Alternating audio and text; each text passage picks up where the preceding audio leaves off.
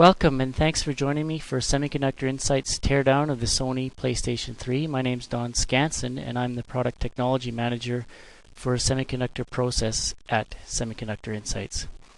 Here you can see my good friend Dan in our lab beginning the first stages of breaking open the PlayStation. Probably a bit of a sad sight to some of the gamers that might like to play around with this station. Some high-level view here. We can start to see some of the major components. Dan's just breaking off some power supplies and things like that.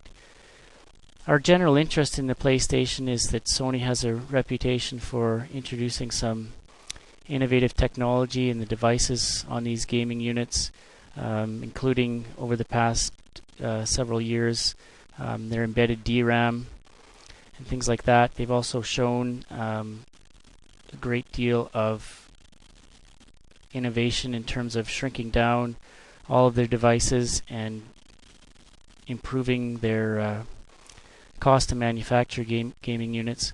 Although the Sony is quite late, it's also is by far the most expensive gaming unit on the market today. What we expect to see are some of the chips being in their very first generations, and with Sony planning to scale them down. The most significant one in that respect, of course, is the IBM Cell Broadband Engine microprocessor, which was originally expected to be designed in IBM 65 nanometer process.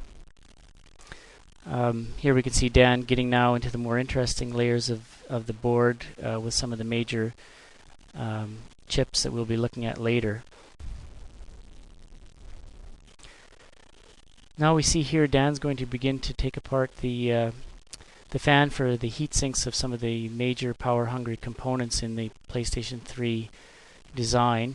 And once this starts to come off, we'll see some interesting features.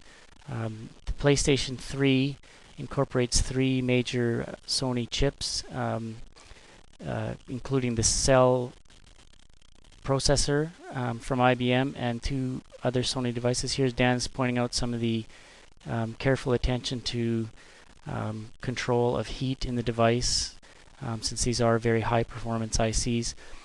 Getting back to the general architecture of the PS3, it does include the IBM Cell processor along with the Sony Reality Engine and the Sony Graphics Synthesizer plus Emotion Engine, which would appear to be a departure from what Sony presented at ISSCC this year, where the block diagram of the gaming system did not suggest that there would be a graphics synthesizer emotion engine as we saw on the PlayStation 2. The PlayStation 2 was the first time that the graphics synthesizer emotion engine was combined on a device.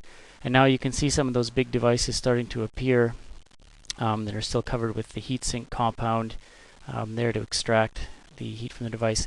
This shows the major feature of the Sony here as well, using four RDRAM chips for the main memory, some of the power control devices off to the side, and Dan's removing the compound there to get a peek. So we see the three large metal covered chips are the core that I mentioned, and just looking around at some of the peripheral devices now. So thanks for joining us. We'll have more details on these chips and in the PS3 unit very soon.